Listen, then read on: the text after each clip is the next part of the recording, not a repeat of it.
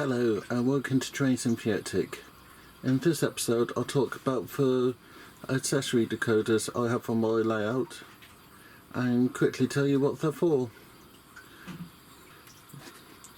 In front of you I have my accessory decoders. If you remember in the episode whereabouts I explained the basics of DCC, I talked about local decoders. These are accessory decoders which are fixed in place and can run different accessories. So over there, that's what I use to run all my points. This is a Digicheck unit. You have 4 outputs, but you also have 8 inputs. You have several buttons to set it up. You have power and a few additional bits just there, but the interesting one with this is these 2 sockets here. This is for a system called LocoNet, which allow you to control a lot of items without having it directly connected to the track. And this is useful as it means if you have a short circuit somewhere, you can change the point. This is the main decoder I use on my layout for my points, but there's another one which I'll show in a few minutes.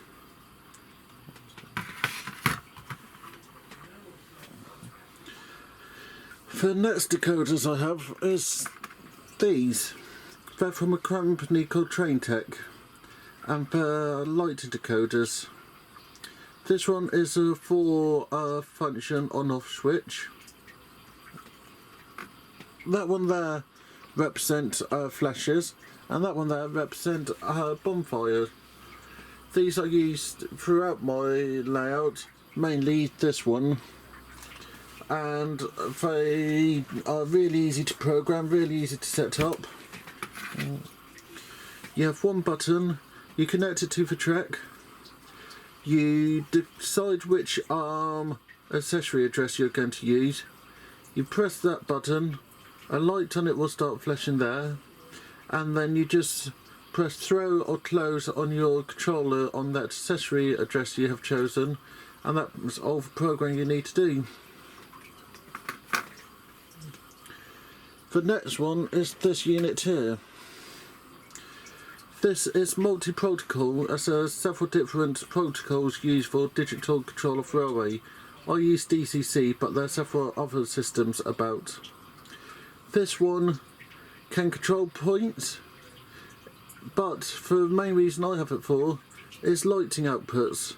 So this gives me 16 light outputs, controls, and you have 2 options. You can either have it as a standard light, or you can have it as a fluorescent tube. At the moment I have one of these programmed up and one ready to be programmed up. This is a very interesting unit. It's a signal decoder, but most decoders are designed for 2 states, either on or off, or thrown or close. But signals, you can have several different states. So this one is a signal decoder, which allow you to have signals in different states. So that means you can have red, green, yellow, or red, green, or red, green, yellow and yellow. So this is quite an amazing bit of kit, and it's designed for British Railway signals, so it would act how they would actually act. Again, that's a multi-protocol unit. This decoder is a CML DEC 20. Again, it's a LocoNet controlled unit. This one is actually wired in, and it has 8 outputs, which is very useful where you have a large number of points. It does have feedback, but I don't actually use it. and this is fed through 16 volts. You can set it up using software on the computer, and again it's used to control my points. You can see I have a couple of the Digicheck DS64s situated just here. This is operating 2 lots of points, so I got 8 points being controlled, and you can see I have several different types of point motors in use here. So the way this works is I have my local net coming from my controller, going in here, fed to there, and then out there to the other decoders. Then I have all the points with the wires to them. You have red, green and white, and you'll notice that there's less whites than any of the other colours. That's because they work in groups of 2, so you have a common return from for 2 points, and they're really easy to use. As you can see, if I press a button, you have a switch on for a light flashing on the decoder, and it changes. These are the basic accessory decoders, but you can do some quite interesting stuff. You can use them for level crossings, and you can use them for routes. So if you want all your points to do something together, you can set that. The building I currently have in view is using the Traintech 4-way light decoders. This just plug into the track, so it's used for track voltage, and you can control it easily from just pressing the buttons on the track.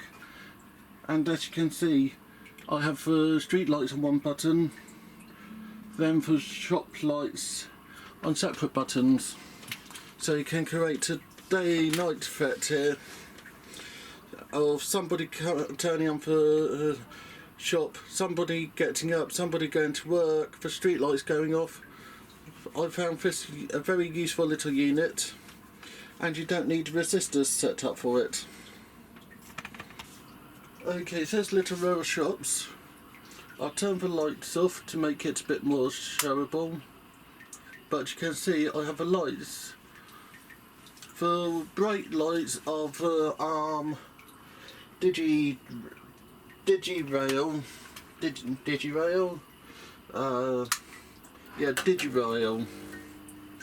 8 lights, 16 lights can be controlled there, but I've got 8 there. Then I've got the little shots which are using for Traintech lights. At the top you'll notice that the lights will keep on changing. If this is a rounder unit, again it has 4 outputs, but can you just have one address, so it changes as you go along. So I can turn that unit on and off, and just pressing buttons I can turn the lights on and off as I require. Thank you for watching this video. If you have any questions about any of the decoders I have used, I don't mind doing another video in depth of each one, set them up and all the functionalities. I hope you enjoyed this video. Make sure to like, subscribe, comment and share, and make sure to tell your friends about my channel. Thank you very much, Richard.